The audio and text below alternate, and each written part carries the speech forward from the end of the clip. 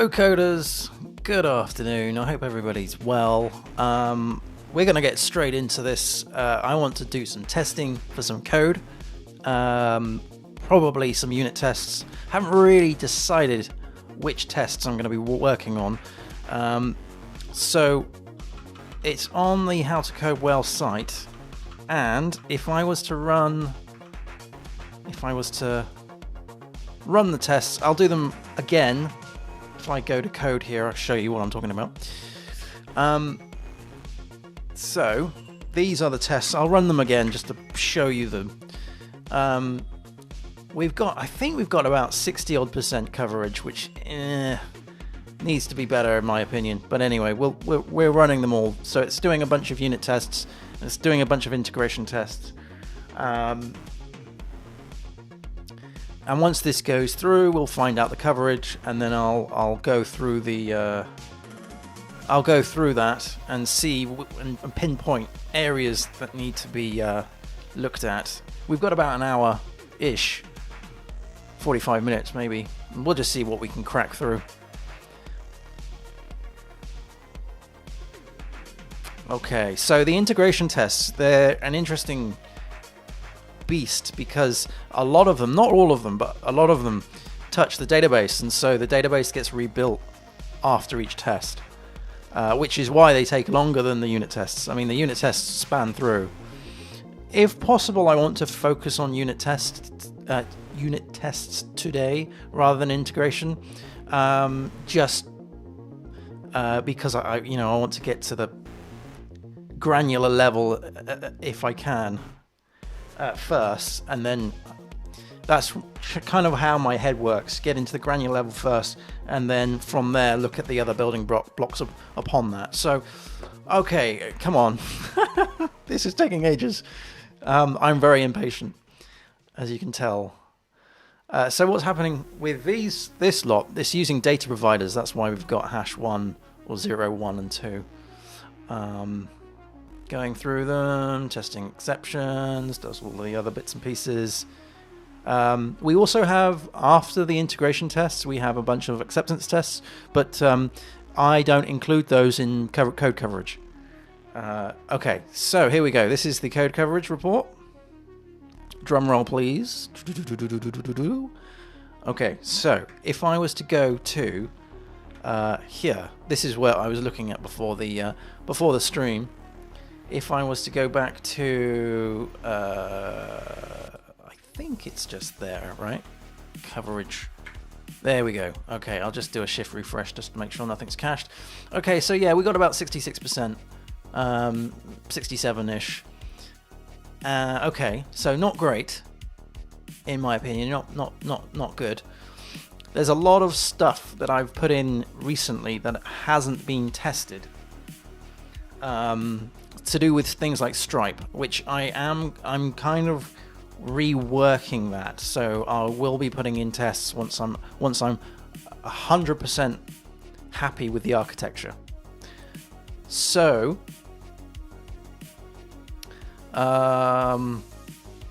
you love the fact that I'm a PHP developer. I do too, because it pays the bills. It's good. Okay, so right, let's go. I suppose let's have a look at these. There's probably a bunch of low-hanging fruit here. I can see entities. Now, entities are pretty dummy in the sense that they're getters and setters. Let's have a look at those. So yeah, we can see that there's a bunch here that order item. That's kind of important. Order summary as well. Those can, but they're a bit boring, to be honest. They're a bit boring. Okay, so Mailer is going to need integration tests. Okay, let's have a look at Stripe. Hook. This is the stuff I was doing, the new stuff. Webhook validator. Okay, let's have a look at this. This looks interesting. So this is validating an incoming request. So we've got a request comes in. We decode the JSON response, and then we validate the type and validate the payload, and then we have this is valid is equal to true or false, whether or not this is equal to 0. If it's equal to 0, then that's true. Fine. I mean, that makes sense. These are the smaller routines here, validate type and validate payload. So we can test these individually. That's pretty good. This I don't like. I don't like a method being called the same as a property. That's just no good. And to be fair, what is the point in that? That doesn't make any sense to me, because aren't we doing exactly that up here? Surely all I need is that in here. Okay, so I can see a bunch of places to refactor. Okay, let's test this. I think this is a good candidate to throw some tests at. I reckon that's a good start. Hey, Heated Pillow, good evening. What frameworks are you using? I see some tests. This is Symfony, and the tests are written in Codeception, or they're written in PHP Unit, but I use Codeception on top. Yeah, the topic of the day is testing. I think that's probably, for me, the topic of most evenings, because I do this every evening, but I don't stream this every evening. So I just thought today, let's do it. Okay, so this what is the file? It is the webhook validator. Okie dokie. Let's have a look at that then. Let's bring up the file that we want to test. There's that one, and then let's go into. I don't think I need anything in terms of integration here. It is just testing the units, which is what I want. So let's go to unit. Let's go to Stripe. Let's have a look. I like to keep my folder structure similar. So what's this running off of? This is Stripe hook. Okay, let's create a hook folder in here. And let's do webhook validator test. So a new PHP file, webhook validator test. Liking it. Okay, good. Yes, please. Actually, I've gone too far, haven't I? Bear with. I need to do this in a branch. I always do this. It's so frustrating. Git checkout. Let's do develop rebuild. Let's do a git poll. I always do this. I get so sort of like focused on what I want to do, I forget the branch that I'm originally in. Let's do a git checkout -b of that's not spelled right. What's that? Oh, it's going to be that today, isn't it? -b, because we want a new branch, and we're going to call this tests, and this is going to be Stripe. We'll just focus on Stripe. I think that's probably a good start, good way. All right, I'm going to be very lazy, and I'm going to grab this, and I'm going to copy all of that. I'm going to paste it in here.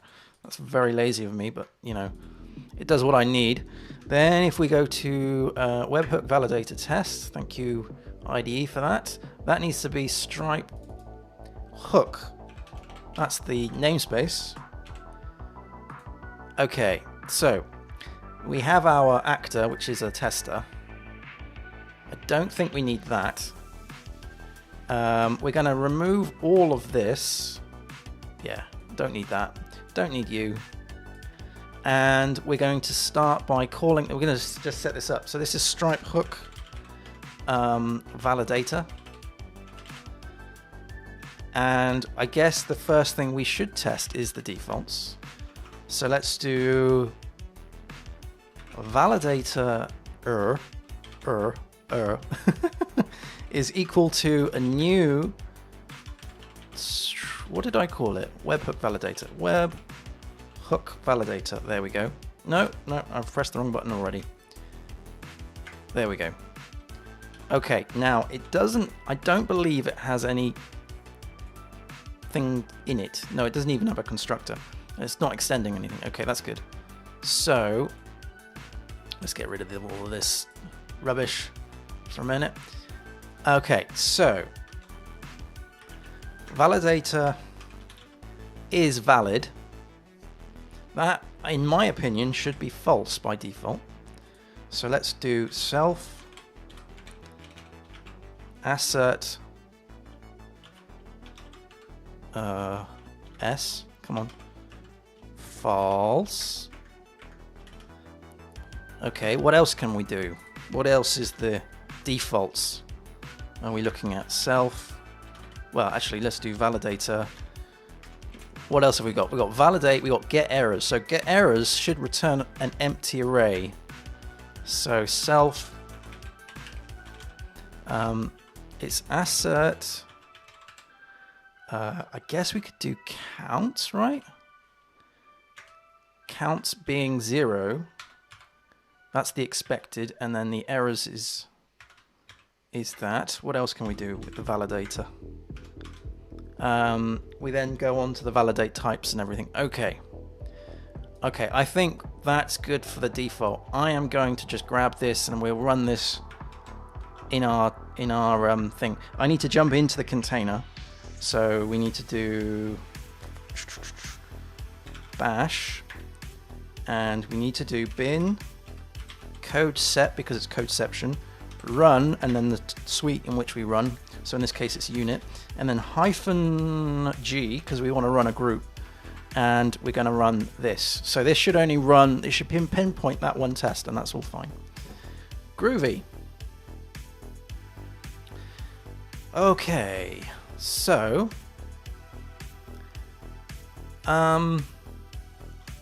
right, let's go ahead and do another test. So public, and what are we going to test this time? Public function test. Give me a sec whilst I work this through in my head. Validator. Let's test one of those, these two routines. So validate, let's do validate payload. Let's do validate payload. There we go. Test validate payload. Okay, so again, we set up our validator routine. Sorry, my mouse just decided to not respond there. So validator is equal to new webhook validator, and we're going to do validate validate payload. We need to pass in an array, and that is going to return void. Okay, so that's okay. So I see it runs the errors. Gotcha. Okay, so I suppose what we need to do is we need to do self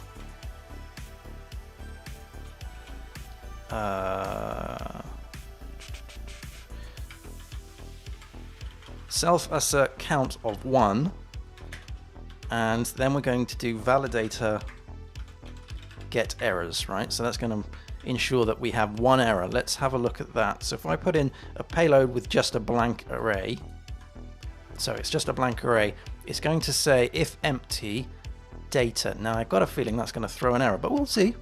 We'll see. I mean, this is a legitimate case. You know, what happens if something you do get nothing back? So let's see. Oh, again, I need to put in my groupings. Sorry. So this is validator validate payload, and we'll do empty. Okay, let's run this. Whoop, whoop, whoop, whoop, whoop. So it is, in fact, just because these are units, let's just run all of them, because these are so quick. Let's just run the whole group. So that's going to run 2. The first one should pass, and then the second one also passes. Okay, that's fine. If empty data. All right, let's check for this, shall we?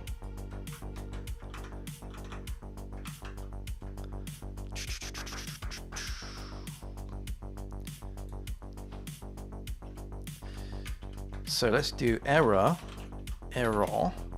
is equal to validator get errors 1. Now we'll do this underneath. In fact, really this should be another message. This should be another test, but give me a second. We'll do self assert same. This is going to be the error message.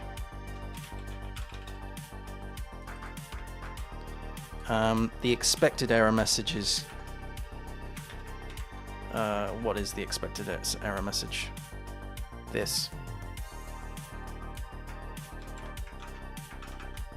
Come on, where's my tabs gone? All right. Okay, let's just run that quickly. And in another shell, I'm gonna just run. We'll do a eval back to you, and then we'll just run the make test coverage again. I just want to see what we're doing. Right, I think we could probably... So we need to test both cases, like the case that there is an error and the case that there isn't an error. So, I mean, to test that there isn't an error, one would do this, right? So they would do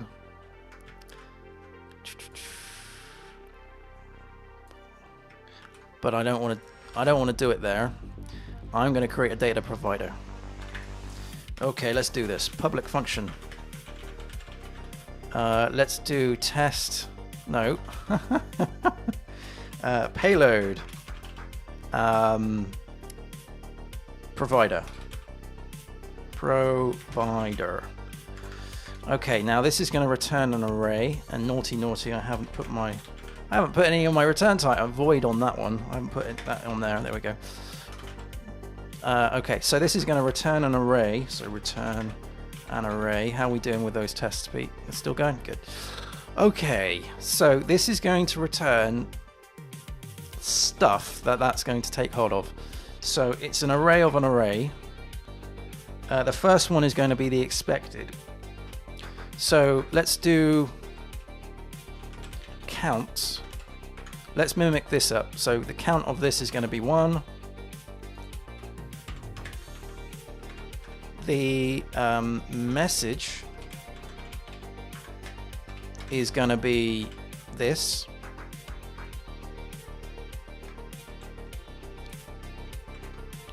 Let's do an array of an array of an array because, you know, why not? That is the first argument coming through. This is the second. Let's just tidy up, otherwise I'm going to lose what I'm doing. So that's expected, and this is actual. Actual is being a, let's do payload is equal to empty. Okay, right. So that is my. Why is it red? Oh. Right, so that returns an array. It is going to be... No, you do it above here, don't you? You do that. This is my @data provider, and we're going to call this payload provider. The first argument is this, which is expected, which is an array. Expected. And the second argument is another array, which is actual. And they are associative arrays, so I should be able to I should now be able to do this. So expected is expected. Whoops, come on. Count. And then this one here is. Whoops. Expected message. And this is also actual. And that is payload. Okay, This means that I can just throw things at this. You know, I just create another provider that has a different sequence. The only catch here is that I need to make sure that if there is a valid one, let's change this to be invalid. There we go. Let's only test for invalid cases, and then I can switcheroo. I can copy all of this, and that'll be. Although maybe, the thing is, I need to check whether that's.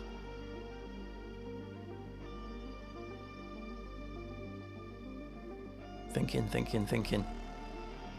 Okay, I've done a lot of coding. Let's run a test quickly. Have I broken it? Probably. No, I haven't. Oh, I'm surprised. Okay, yeah, I mean, this would work, but of that, see, if the error count was, maybe what I should do is this. If I don't really want to put logic in a test. Let's focus on invalid. I'll do that now. So that's payload invalid. Invalid. Come on. Right, there we go. Good. Right, so that's invalid stuff. What else is invalid? I think we could probably do with another one in here for. So error count is 1, payload is missing, and we'll do. Well, it's either going to be that or not. Let's do data as an empty array, because I think, isn't it looking for data? Let's do validate payload. It is looking for data, and we're making sure that that is empty. Okay, give me a sec. Let's no, that's the wrong one. This one here. So that should now do 2. Boom. There's the first one. That's the second one. Okay, let's now flip this the other way around. So let's do.